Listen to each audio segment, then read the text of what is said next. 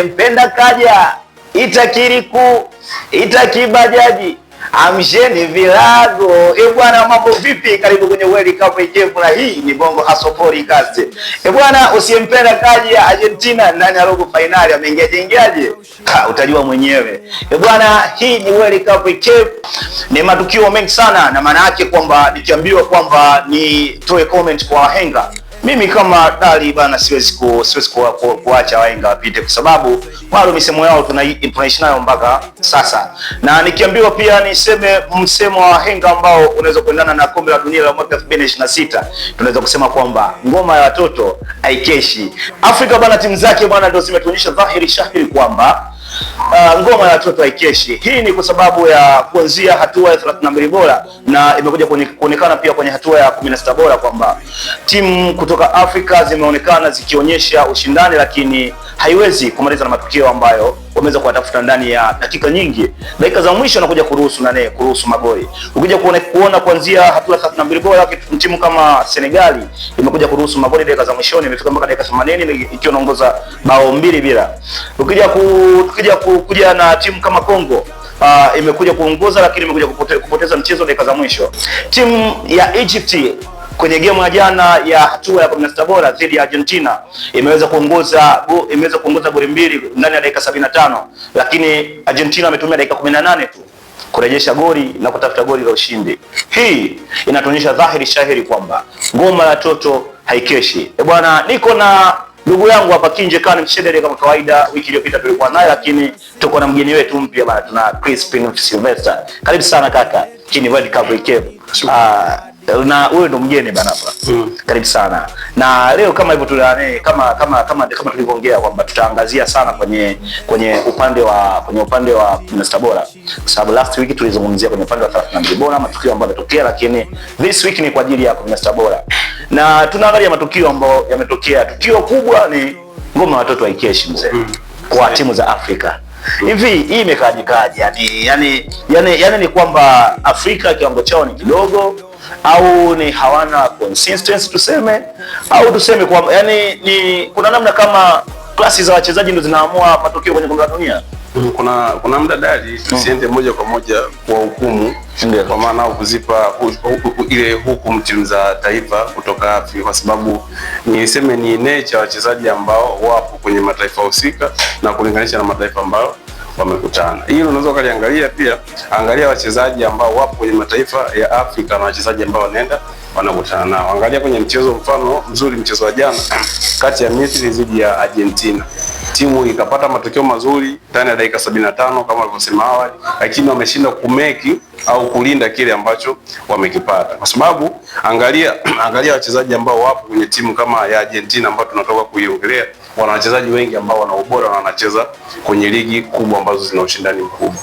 Angalia ligi ambazo zipo Ulaya, angalia ligi ambazo zipo Amerika Kusini na Amerika Kaskazini, kwa namna moja ama nyingine zimezidi uwezo wa ligi ambazo zipo Afrika. Na hilo linathibitisha, angalia hata ile rank ya ubora wa kanda, kwa maana ubora wa mataifa ambayo yapo, kwa sababu UEFA ndio ligi ambayo au ni ukanda ambao unatoa ligi bora zaidi duniani. Wanafuatiwa na CONMEBOL ama Amerika Kusini ambao wana Argentina, wanafuatiwa na CONCACAF ambao miongoni mwa timu ipo ni Canada ambao wamefuzu, ndio wanafuatia CAF wao ikiwa nafasi ya 4 ambayo zipo timu kutoka Afrika. Kwa hiyo hiki hapa pia unaweza ukaona kuwa UEFA ipo nafasi ya kwanza, wana timu bora zaidi. Na mfano halisi, angalia mchezo wa England ambao walitokea nyuma na wakaweza kupata matokeo. CONMEBOL pia wapo nafasi ya pili kati ya miongoni mwa ligi bora duniani zipo. Naongelea CONMEBOL maana Amerika Kusini, kwa maana ukanda wao unatoa wachezaji wengi bora. Na kwa kuthibitisha hilo, upande ambao wapo CONMEBOL kwa maana Argentina na baadhi ya mataifa, kuna wachezaji wengi ambao wametoka kanda hiyo. Naongelea kama Neymar, unamwongelea mtu kama Pele, kwani baadhi ya wachezaji ambao wametoka kwenye ukanda wa Amerika Kusini. Kwa hiyo unaweza kaona pia ni sababu ambayo inasababisha mataifa kutoka Afrika yasipate matokeo chanya kwenye michezo ambayo wanaenda kuicheza.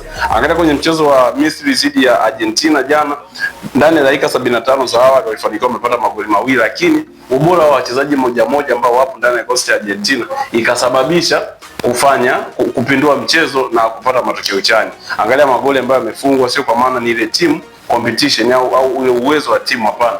ni uwezo wa mchezaji mmoja mmoja, ikapelekea imeleta matokeo. Sababu nyingine inayosababisha haya yote kutokea na imani ni uzoefu wa makocha ambao wapo kwenye timu za Afrika, kwa sababu kwenye timu zote za Afrika ambazo tumeziona mpaka sasa hizi zimetoka, hakuna timu ambayo ina kocha mgeni. Timu zote ambazo zimetoka zina makocha ambao ni wazawa wa mataifa husika. Angalia jana Hossein Hassan, kwa maana kocha wa Misri, na baadhi ya makocha ambao wapo kwenye timu kama Senegal, Ivory Coast pia pamoja na South Africa. Hakuna makocha ambao ni wageni. Kwenye mabechi yote kuna makocha ambao ni wazaliwa wa mataifa husika. Kwa hiyo pia unaweza kaona pia inaweza kawa ni kikwazo kwa mataifa yao, kwa sababu inasababisha ile makocha hawana uwezo mkubwa zaidi wa kubishana na makocha ambao wapo kwenye mataifa mengine. Kwa inaweza kawa ni sababu ya hizo timu kutofuzu kwenda kwenye hatua zinazofuata, na hata wachezaji wao hawana ile uwezo wa mchezaji mmoja mmoja. Angalia timu kama Misri, baadhi ya wachezaji ambao wanatazamwa sana, tunamwongelea Mohamed Salah au Mo Salah, ni miongoni mwa wachezaji ambao kwenye kosti ya Misri yeye ndo amekuwa iconic player, kwa maana mchezaji ambaye anatazamwa sana. Lakini rudi kwenye ligi msimu uliopita, amefanya nini makubwa zaidi? Hakuna makubwa ambayo amefanya.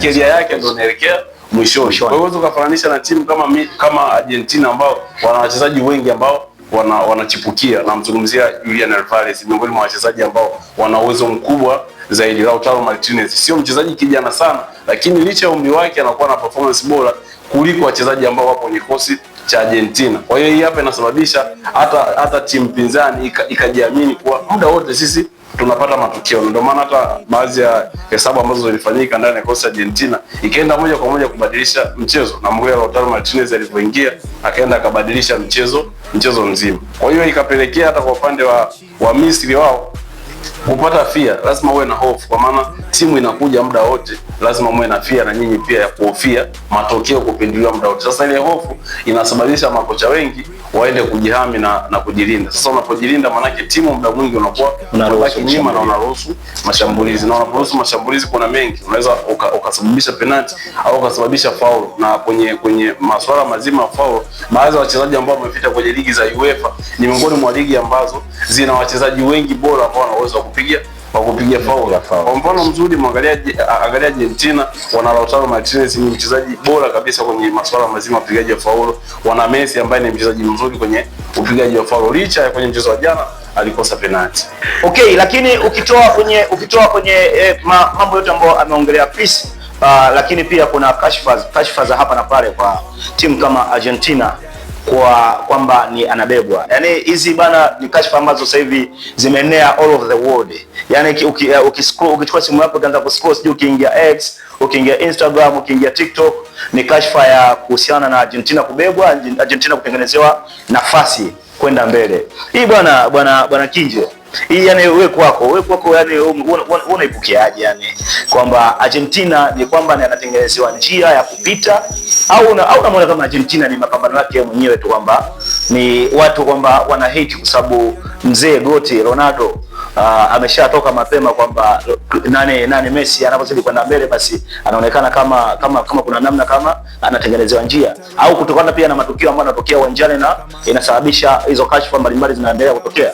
Hilo swala mimi napingana nalo, kwa sababu saizi naamini katika vitu ambavyo dunia imekuwa nayo katika mchezo wa mpira wa miguu, watu wamekuwa makini sana na waamuzi. Yani katika vitu ambavyo wanazingatia ni waamuzi. Sasa nikisema Argentina inabebwa, hilo swala napingana nalo, na hiyo ndio kitu ambacho ilimharibu Egypt.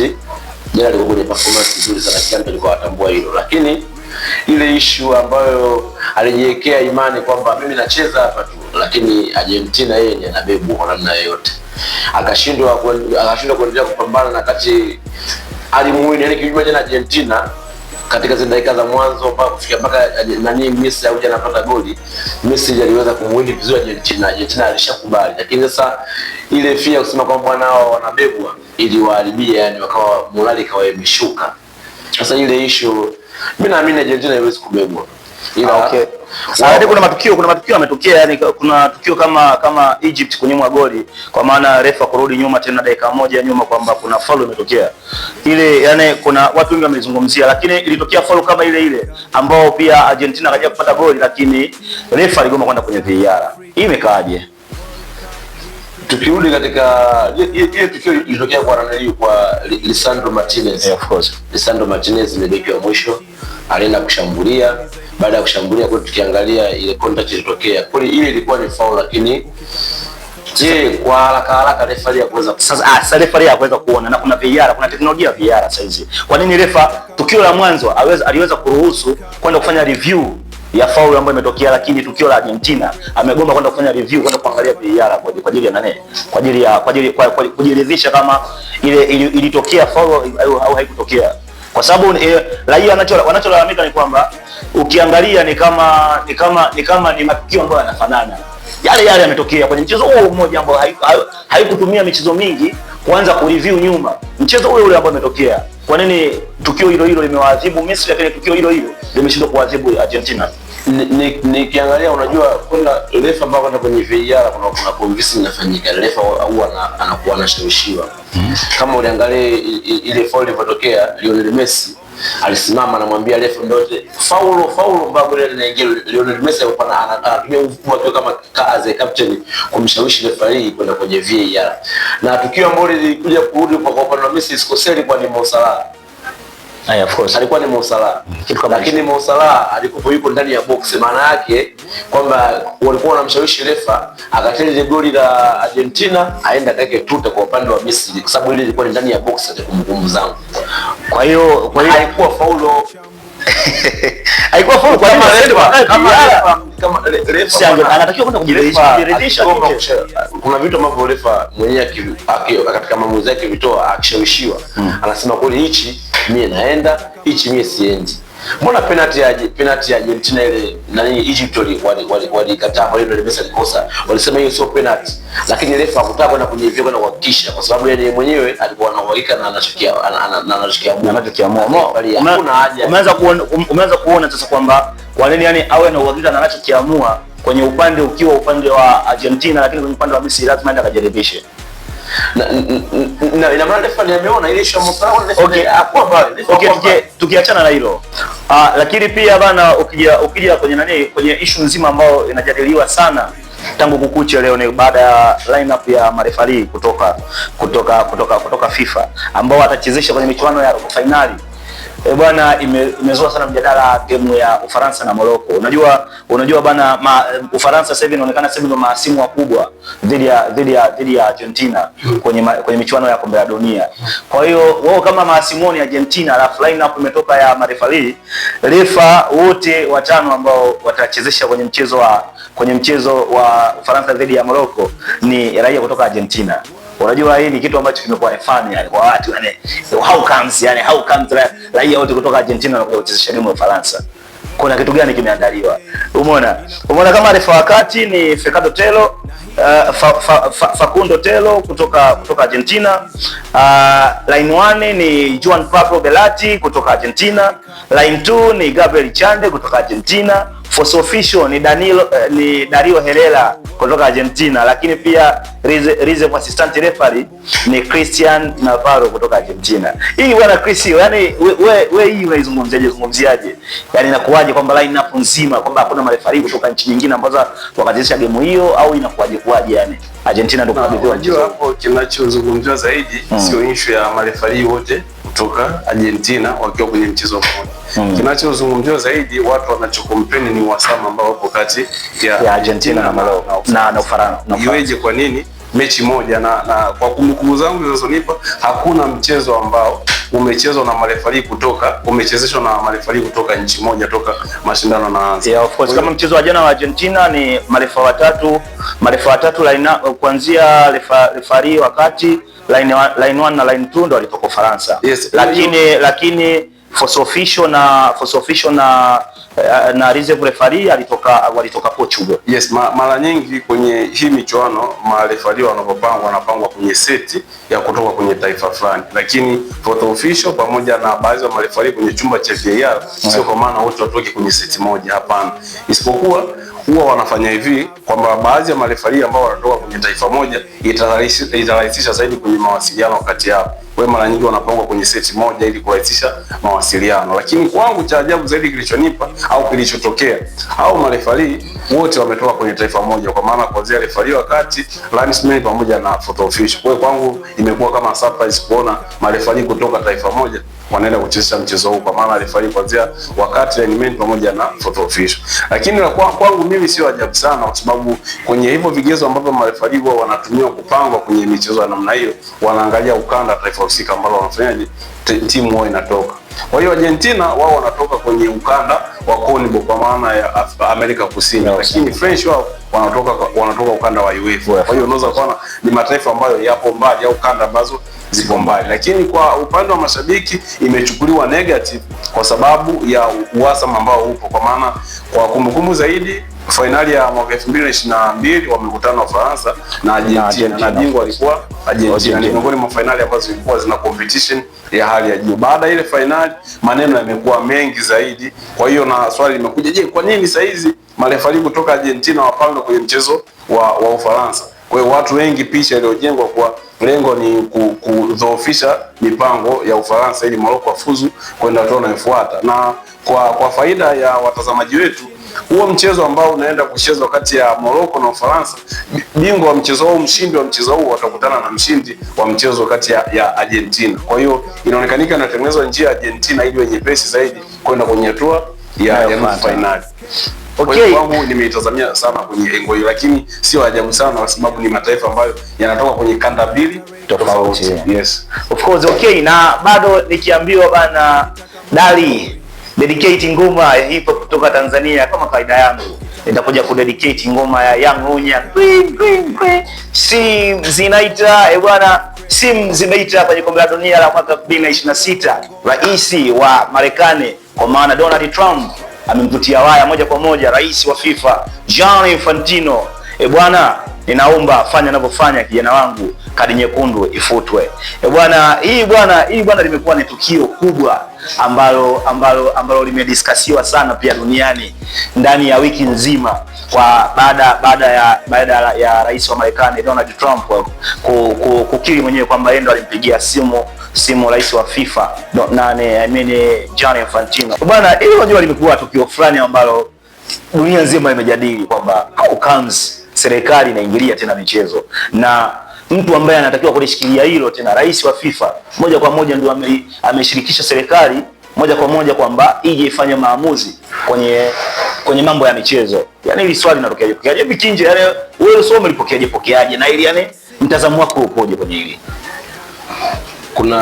Unajua kuna vitu vingine sio vitu vya kuvijadili sana kwa upande wao, kwa sababu yani issue kama hiyo ina maana hata Donald Trump mwenyewe kati anafanya kitu kama hicho, yeye mwenyewe nahisi aliangalia mbele kwamba yani issue dunia inakuja kutazama vipi, kwamba mimi ni rais sawa, hii ni football na football bwana, dunia nzima inatambua, ni kila mtu anatambua sawa. Of course unaenda kutoa uamuzi kwa unaenda kufanya kitu kama hicho, bwana mimi naomba kadi ya mchezaji wangu fulani ifutwe ili acheze hatua fulani. Sasa kimsingi nirudi kwa rais wa FIFA, mimi naamini rais wa FIFA ndio yeye kama last decision ndio yeye ndio mwisho, hata anahisi hata kwenye hii issue hiyo anaweza kuzungumzia zaidi kuliko mtu yoyote. Yani hata mimi mwenyewe nisingependa nizungumzie issue kwa maana kwamba kwa sababu ilikuwa ni issue ya kupigana, kwamba imeenda kufanywa review kwamba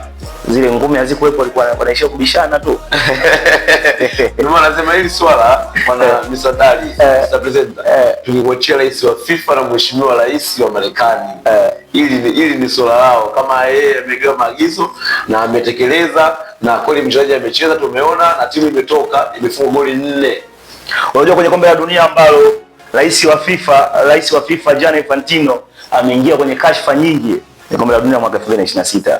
Kwa maana kama hivyo kashfa za mambo tena ya kuruhusu kadi nyekundu kufutwa, anakuja kuingia tena kwenye kashfa kama game ya jana, kama kwenye game ya jana kuna baadhi ya clips zilionekana pia kama rais alionekana naye akicelebrate, yani goli zimechomoka, Hivi eti quiz au counts, yani kwamba rais anaonekana kabisa kweli ana celebrate na mambo yake, yani anaenda vizuri kabisa. Yani ili swala unajua kuna namna kama ni kama alijakaa sawa. Unajua Dali, miongoni mwa kombe la dunia au makala ya 23 ya kombe la dunia imekuwa na matukio mengi sana ya ajabu, na matukio mengi ya ajabu yamesababishwa na imani na siasa ambazo zipo kwenye mpira hivi sasa, kwa sababu angalia kipindi kile cha maandalizi ya kombe la dunia, baadhi ya timu zilikuwa zinaenda kufanywa inspection ya hali ya juu kwenye maeneo ambayo yamefika. Kumbukumbu zaidi, angalia Senegal alipokuwa anafika ndani ya Marekani, alifanywa upekuzi mkubwa zaidi. Mwangalie Iran, alipitia wakati mgumu sana mpaka anatoka kwenye michuano. Alipangiwa kambi yake Marekani, lakini hakwenda kuishi Marekani kwa sababu ya changamoto ambayo ipo ya kisiasa kati ya Marekani na Iran, kusababisha aende kuishi Mexico, ambako alikuwa anafika Marekani kwenye michezo yake lisali moja au nusu saa kabla ya mchezo, na mchezo ukiisha alikuwa hatumii hata dakika kadhaa kwa ajili ya mapumziko. Muda huo mechi imetamatika, anapanda ndege anarudi tena Mexico. Kwa hiyo unaweza ukaona ni miongoni mwa kombe la dunia ambayo ilikuwa ina mambo mengi zaidi. Lakini tukio ambalo limekuja kushangaza watu ni tukio la Fabian Lobgan ambaye amepata kadi nyekundu kwenye mchezo wa Marekani. Kwa hiyo ni tukio ambalo kwangu pia limekuwa tukio la kusisimua zaidi, kwa sababu mara nyingi hatujawahi kushuhudia matukio kama haya. Kwa kumbukumbu zaidi, tukio kama hilo lilitokea mwaka 1962 ambako mchezaji wa Brazil kwa maana ya Manuel Luiz de Santos, kitu kama hicho, au maarufu kwa jina la Garincha, ni miongoni mwa wachezaji ambao walipata kadi nyekundu kwenye mchezo wa nusu finali ambao Brazil alikuwa anakutana na Slovakia. Lakini baada ya mechi kutamatika, Garincha alikuwa na red card kwa sababu alikuwa ni miongoni mwa wachezaji key players. Kwa hiyo kilichofanyika ni pinduka kama hivyo ilivyofanyika kwenye mchezo wa finali, Garincha akacheza na Brazil akachukua ubingwa. Kwa vitu kama hivyo huwa vinatokea, lengo kumrahisishia njia mkubwa ili afanyaje, afike kwenye hatua fulani, kwa sababu kwenye sheria za FIFA pia hairuhusiwi kwa maana kiongozi wetu wa siasa kuingilia mchezo ambao umechezwa dakika 90 au mchezo ambao upo ndani ya dakika 90. Lakini kwetu sisi limekuwa ajabu. Toka mwaka 1962 limetokea tena ndani ya mwaka 2026 nchini Marekani, baada ya Donald Trump kumpigia simu rais wa FIFA na kumwambia, kwa sababu hakumwambia moja kwa moja ile sio kadi nyekundu, akaomba kwamba rais wa FIFA aipitie ile kadi nyekundu. Hakuna namna tu kwamba ukishapigiwa simu na Trump hata kama hajakwambia, lakini ukishaona karigusia. Sasa yeye Trump kwenye press conference yake akasema kuwa alimpigia simu Infantino akamwomba, bana, angajaribu kuireview ile kadi nyekundu alafu uangalie, je, ilikuwa ina lazima wa kupewa mchezaji wangu. Lakini kwa hiyo baada ya yeye kuireview na kamati ya nidhamu wakagundua kuwa ile haikupaswa kuwa kadi nyekundu, na mchezaji akaendelea kucheza kwenye mchezo ambao ulifuata. Kwa hiyo ni matukio ambayo ya ajabu yameendelea kutokea kwenye makala ya 23 ya kombe la dunia. Kwa hiyo kwangu nimeitazamia kwa upande wa negative zaidi, kwa sababu matukio kama hayaleti taswira nzuri kwenye engo nzima ya mpira miguu. Lakini bad luck pia kwa USA, game iliyofuata pamoja na mchezaji wao kuwepo uwanjani wakachezea chuma 4-1 ambao walitoka kwa fedhea kuliko kitu chochote amese. Unajua Marekani ni miongoni mwa timu ambazo sio kwa maana zina ubora wa hali ya juu. Kwa engo nzima mafanikio, kumbukumbu zaidi ikiwa ni mwaka 1930 ambako alikuwa nafasi alimaliza kombe la dunia akiwa nafasi ya 3, ikiwa na makala ya 4 ambayo yeye alishiriki kwa mara yake ya kwanza kushiriki kombe la dunia. Sio ni miongoni mwa timu ambazo zina mafanikio sana, hapana, zina mafanikio makubwa zaidi. Mafanikio mengine ambayo alipata makubwa zaidi ni kushiriki hatua ya 16 bora ndani ya mwaka 1962, kwa maana mwaka ambao Brazil alichukua ubingwa. Kwa hiyo ni mafanikio yao makubwa. Kwa hiyo mwaka huu akaona, kwa sababu mashindano yanafanyika nyumbani na rais tunaye ana kauli kubwa duniani, kwa hiyo tunaweza tukatumia hii njia pia kwa ajili ya kupata mafanikio. Lakini hawana kikosi ambacho kwangu nimekitazamia wakiwa na ubora wa kiasi kwamba afike kwenye hatua nusu finali au finali. Hawana kikosi cha namna hiyo. Kwa hiyo kwangu sikushangazwa zaidi kuona anafungwa magoli 4-1 kwa sababu ya aina ya kikosi ambacho anacho na historia ambayo anayo. Unajua kwenye hii makala ya 23 ya kombe la dunia hakuna timu ambayo wana historia ndogo mpaka hapa walipofikia. Kwa hiyo kwangu sijaona ajabu baadhi ya timu ikiwemo Marekani kutolewa nje ya mashindano, kwa sababu timu zote ambazo zimesalia zina mafanikio makubwa zaidi kuliko Marekani ambayo anayo. Kwa hiyo kwangu sijashangazwa sana, licha ya kuwa Marekani sio timu ambazo zina mvuto zaidi hata zikiwa zikiwa uwanjani. Kwa hiyo kwangu sio kitu cha ajabu sana. Of course, hii ni World Cup recap na hii ni recap nzima ya wiki hii kwa maana ya raundi ya 16. Raundi ya 16 imetamatika hivyo, na sasa tunaenda rasmi kuja kuianza hatua ya robo finali ya kombe la dunia ya mwaka 2026 makala ya 23, na Bongo Hasa Podcast tutaelekea moja kwa moja kuja kuchambua michezo yote minne ya robo finali ambayo inaanza kupigwa siku ya kesho, ambao ataanza Ufaransa na Morocco.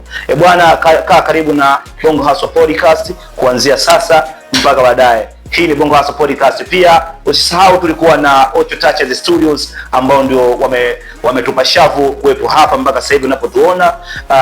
Ocho Touches Studio tunafanya vitu mbalimbali, kwa maana ukitaka picha za photoshoot, ukiwa na shughuli zako, yani issue zote ambazo zinahusiana na kumbukumbu ni Ocho Touches Studio. Bwana, fanya mapema sana kama utakuwa na uhitaji wa kitu chochote ambacho kinahusiana na kumbukumbu, kwa maana picha, sijui ukiwa na harusi, sijui kipaimara, sijui send off, kila kitu hadi misiba tunatoa kumbukumbu. Kwa maana hiyo ukitaka chochote kuhusiana na kumbukumbu, tutafute Ocho Touches Studio. Namba zinapita hapo chini ya screen yako, tutafute na tutalishughulikia hilo. Bwana, hii ni Bongo Hasa Podcast, mpaka wiki ijayo tena. Bye bye. Na mimi ni Dali Designer, the young presenter Bongo Hasa. Nilikuwa na ndugu yangu hapa Kinje Kane Mshedede, lakini nilikuwa na Crispin Sylvester. Bye bye.